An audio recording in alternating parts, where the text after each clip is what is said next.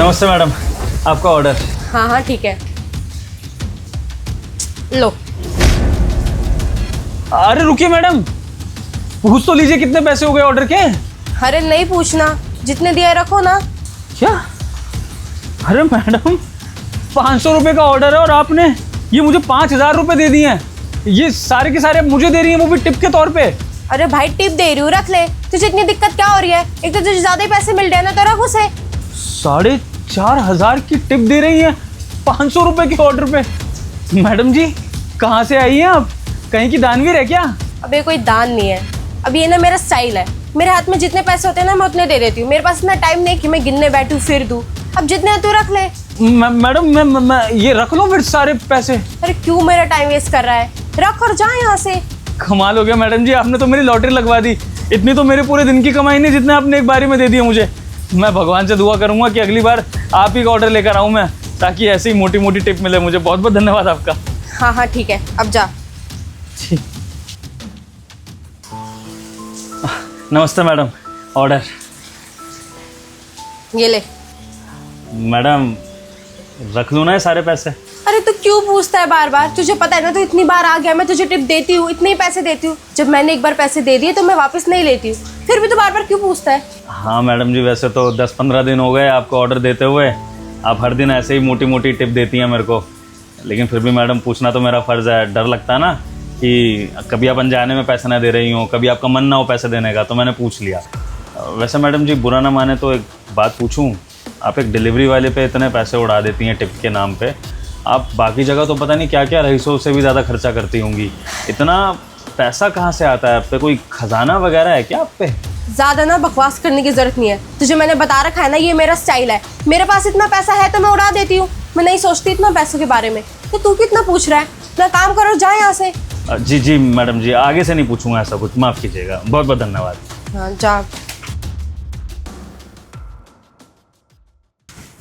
Sir आपका order. अरे madam आप यहाँ? मैडम आप यहाँ इस हाल में हैं? और मैं आपको कितना याद कर रहा था। जब से आपने ऑर्डर करने बंद कर दिए मैं आपके घर नहीं आ पाया। मैं तो सोच रहा था कि पता नहीं आप कहाँ चली गई, क्या बात हो गई। मैडम जी आप एक लौती कस्टमर थी जो आप 500 के ऑर्डर पे 5-5 हज़ार की टिप दिया करती थी। अरे आपकी वजह से तो मेरे जैसे गरीब का घर चलता था। और आप कहाँ गायब हो गई थी, कहाँ चली गई थी? और ये मैडम जी ये क्या हालत बना रखी है आपने अपनी? ये कपड़ा आप क्यों मार रही हैं टेबल पे? और ये साहब कौन है जो उस तरह से बैठे हुए हैं और आप कपड़ा मार रही हैं? ये कपड़ा मारने के लिए तो आपके नौकर चाकर होने चाहिए ना इर्द गिर्द। ये हो क्या रहा है मैडम जी?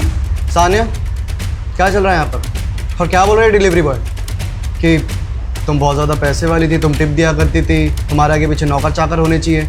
जानती हो इसको? क्या बोल रहे हैं? और जब तुम इतनी अमीर थी तो फिर यहाँ पर नौकरानी का काम क्यों कर रही हो? अरे सर सोच समझ के बोलिए, आप क्या बोल रहे हैं? हमारी ये मैडम नौकरानी और वो भी आपके यहाँ?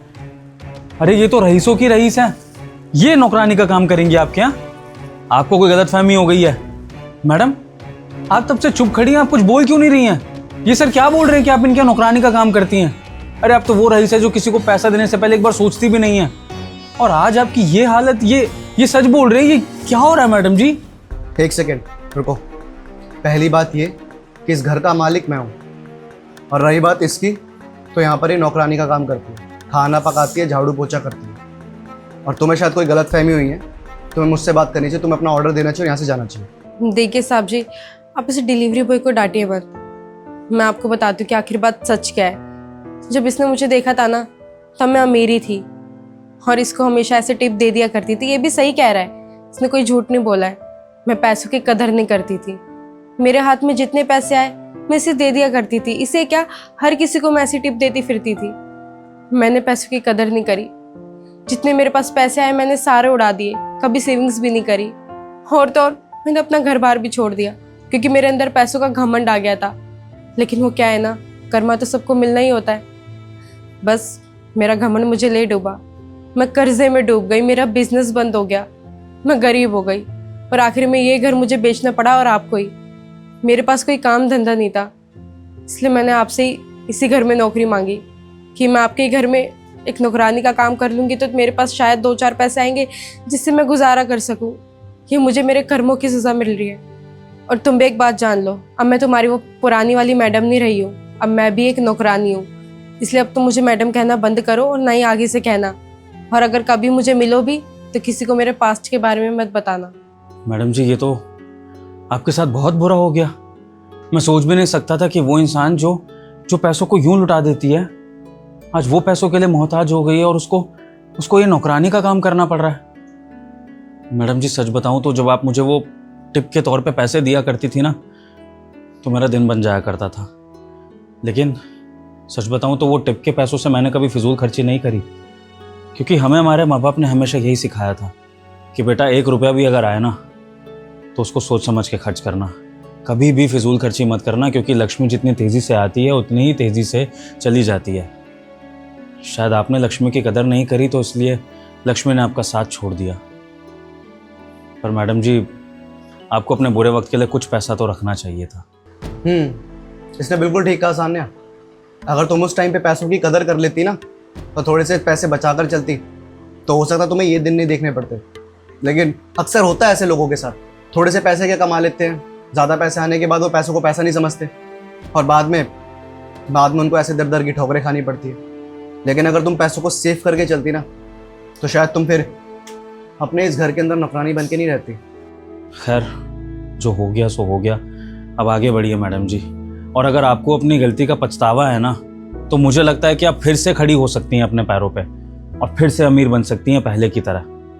बस आपको अपने अंदर सुधार लाना होगा, आपको अपने रवैये को बदलना होगा, अपने परिवार को अपने पास लाना होगा, सबकी कदर करनी होगी, घमंड करना छोड़ना होगा। और जब पैसा कमाएं तो उस कमाए हुए पैसे की कदर करनी होगी, उसको बचा के रखना होगा, उतना ही खर्चा करना होगा जितना ज़रूरी है, फिजूल खर्ची नहीं। हालांकि मैडम जी, सच बताऊं तो आपकी ये पैसे दान करने की आदत से हम जैसे गरीबों का हमेशा भला हुआ है, तो हमारी दुआएं भी आपके साथ हैं। लेकिन फिर भी मैडम जी, अगर आप इस भावना से पैसे को लुटा रही हैं कि पैसा आपके हाथ की मैल है, तो कहीं ना कहीं वो चीज़ भी गलत है। लक्ष्मी की वैसे ही कदर करनी चाहिए जैसे हम अपने रिश्तों की, अपने भगवान की कदर करते हैं, क्योंकि लक्ष्मी के बिना भी तो जीवन अधूरा है ना। वाह भाई, काम डिलीवरी का करते हो लेकिन सलाह बहुत अच्छी देते हो। सान्या, अगर इसकी सलाह मानोगे ना, तो मे भी शायद हो सकता है तुम दोबारा ट्रैक पर आ जाओ।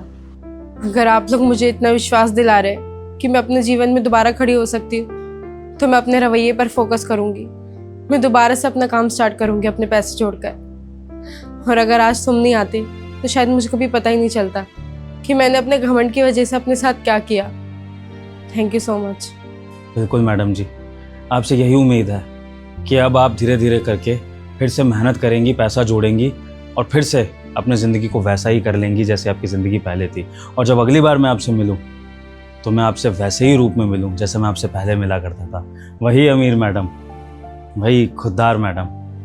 लेकिन बस उस टाइम आप पैसों को लुटाना मत, जितने का ऑर्डर होगा उतने का ही ऑर्डर लेना। ठीक है, मैं चलता हूँ, आप अपना ख्याल रखिए। सर, ये आपका ऑर्डर। Thank you. बिल्कुल सान्या, तुम ज़रूर करोगी और मुझे पूरा विश्वास है कि तुम ज़िंदगी में अपने आप को पूरी तरीके से स्टेबल कर लोगी और ट्रैक पे आ जाओगी। और रही तुम्हारा एक बिजनेस स्टार्ट करने की बात, तो उसमें तुम्हें जो भी हेल्प चाहिए वो हमारी तरफ से मिल जाएगी। हर्षित तुम्हें हेल्प कर देंगे, लेकिन मुझसे एक वादा करो सान्या कि तुम अब पैसा वेस्ट नहीं करोगी। और मुझे ऐसा लगता है कि तुम्हें अब ये चीज़ रियलाइज़ हो चुकी है कि पैसा वेस्ट नहीं करना चाहिए, उसे सही जगह लगाना चाहिए। कंचन ने बिल्कुल ठीक कहा।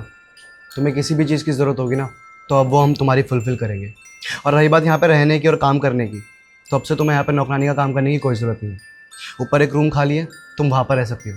और तुम्हें मैं 1 दिन का टाइम दे रहा हूँ, अच्छे से सोच के बताओ, मुझे कल तक जवाब देना कि तुम बिज़नेस में क्या स्टार्टअप करने वाली हो। फिर उस हिसाब से हम दोनों मिलकर मैनेज करते हैं और फिर प्लानिंग करते हैं कि कैसे क्या करना है। Thank you so much sir, thank you so much ma'am. आप लोग अगर मुझे सपोर्ट ना करते तो शायद मेरे अंदर ये हिम्मत भी नहीं आती है काम शुरू करने की। मैं आप लोगों से प्रॉमिस करती हूँ, मैं अपनी मेहनत से काम करूँगी, अपनी मेहनत से पैसा कमाऊँगी और कभी भी उस पैसे को बर्बाद नहीं करूँगी, हमेशा सही जगह यूज़ करूँगी।